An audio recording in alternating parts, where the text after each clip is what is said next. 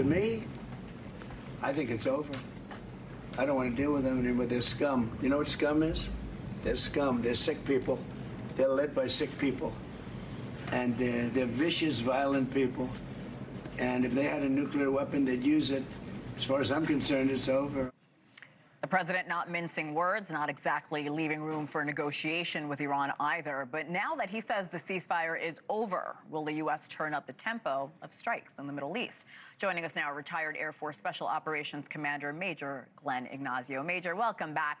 The president was asked about restarting the war. I want to play a little bit more of what he said. When they hit, we hit. You know, it's what we use their language. We speak their language. No, I don't think so. I think anything that happens is going to be over very quickly. What do you make of that? And do you think it could end potentially quickly? I don't know if it'll end actually quickly, but I think we are definitely on the cusp of full combat operations, and we've started the strikes. But I do believe that this ceasefire is over. But President Trump says negotiations are still an open thing. But I do believe that this is absolutely the case. And it is interesting that Iran is saying that we did it when there was already clear attacks against the ship. So we do see that rhetoric back and forth. But I do believe that we're in the middle of combat operations again. Do you think the strong rhetoric is just another pressure tactic from the president? Yeah, I think it is. And it's also sort of a poke in the side. I mean, it's one of those things that there's a lot of image and ego that does go back on both sides. And of course, it does irritate them. So anything that's going to stir them up. But in all honesty, it is interesting how this is working is that you have the negotiators, and the clerics that are working on that team with the president.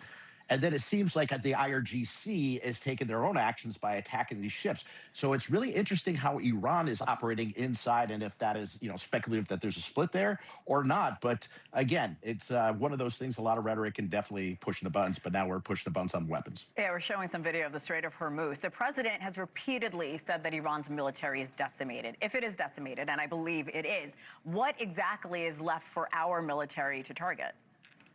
Yeah, so they have been able to reconstitute some of their weapons. So like when we hit some of their when we bombed some of their drone systems and everything, they were buried. They're able to uncover them and actually use some of them. Some of their anti-aircraft systems have been reconstituted to be able to target some of our aircraft. But those are some of the prime targets we would take out immediately. So there has been some of that. The other thing is like some of the smaller boats and everything that is able to apply the pressure in the Straits of Hormuz would really need to be targeted. Those are where the strikes were last night. And honestly, if you wipe out any kind of capability for them to have offensively within that 20, 25-mile strip, that's going to be great for the ships to get back and forth. But Iran has attacked Bahrain and Kuwait, and that's always going to be a threat. Yeah, let's stay on the Strait. We know traffic has picked up since the last time the U.S. and Iran traded strikes. The president did hint at more strikes as early as tonight, Major.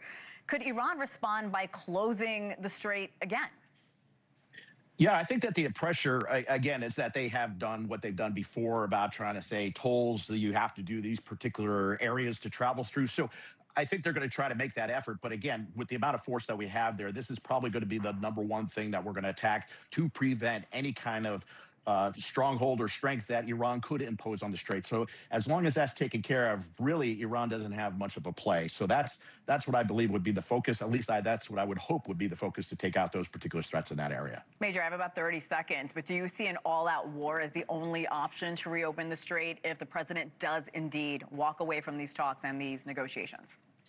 I think that, again, try to be able to take care of those threats so there's nothing that could be pushed into the Strait to open the Strait. I think that's one of the primary things that we would look at. And by doing that, that's great. And to make sure that the Houthis don't also jump in on the Red Sea, because we had to watch that the other day. So I think that's the main focus. And we'll have to see what brings everything to the table, or at least to a conclusion in the near future.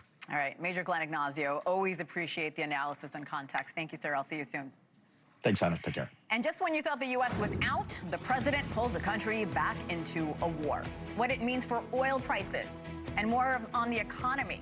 We're going to dive in next.